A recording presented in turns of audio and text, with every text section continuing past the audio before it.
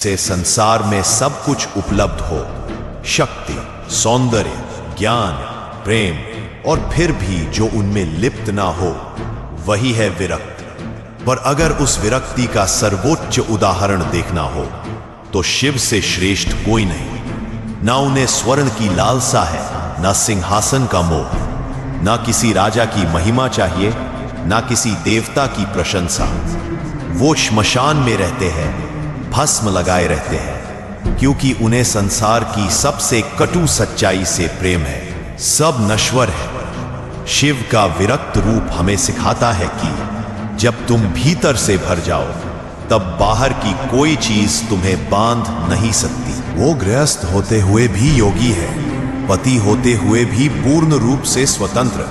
वो संसार में रहते हैं पर कभी उसमें खोते नहीं। शिव का विरक्त रूप वो दर्पण है जिसमें हम अपने अंदर के मोह, लोभ और लालसा को साफ देख सकते हैं, और अगर साहस हो तो उन्हें त्याग भी सकते हैं, क्योंकि शिव यही कहते हैं, जो कुछ भी छोड़ सकते हो वही तुम हो, जो नहीं छोड़ सकते वो तुम पर शासन करता है। शिव योग का जनक। महादेव के बारे में कहा जाता है कि जब संसार अंधकार में डूबा हुआ था, तब शिव ने ध्यान और तपस्या के माध्यम से ब्रह्मा, विष्णु और स्वयं को पहचानने का मार्ग दर्शाया। वह योग के जनक हैं और उनका योग केवल शारीरिक क्रियाओं तक सीमित नहीं है, बल्कि यह आत्मा के सत्य का अनुभव करने का साधन है। जब शिव ने ध्यान में लीन होकर अपनी आत्मा के सच्चे स्वरूप को पहचाना, तब से योग का वास्तविक अर्थ प्रकट हुआ। शिव ने हमें यह बताया कि योग का असली रूप सिर्फ आसन या प्राणायाम नहीं है, बल्कि यह आत्मा की शुद्धि और परमात्मा के साथ मिलन है। योग के माध्यम से शिव ने यह सिद्ध किया कि आत्मा का परमात्मा से मिलन ही सच्ची शक्ति है। जब तक हम अपने भीतर के अंधकार को समाप्त नहीं करते, तब तक हमारा योग अधूरा रहता है। शिव के इस ध्यान और साधना से ही हमें आत्मा की शांति और ब्रह्मा की शक्ति का अनुभव होता है। शिव के योग में वह शक्ति है जो संसार के हर कोने में बसी हुई है।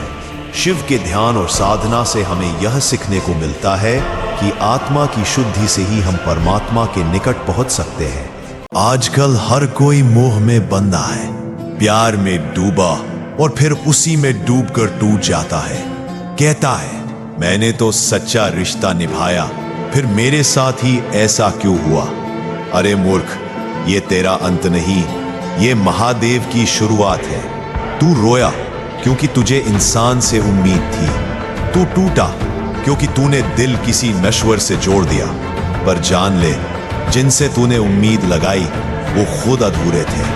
तेरी पीड़ा तुझे उस शिव के करीब लाने आई है जो ना कभी तोड़ते हैं, ना छोड़ते हैं। तेरा टूटना, तेरा अकेलापन तेरे भीतर उस शक्ति को जगा रहा है जो दुनिया की कोई ताकत जगा नहीं सकती थी।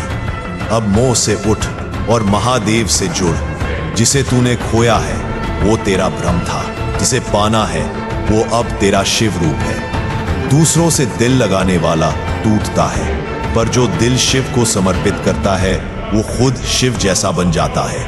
अब भी वक्त है, खुद को बर्बाद करने से पहले महादेव में खुद को समर्पित कर, क्योंकि जो शिव की राह पर चला वो कभी टूटा नहीं, वो जन्मा है।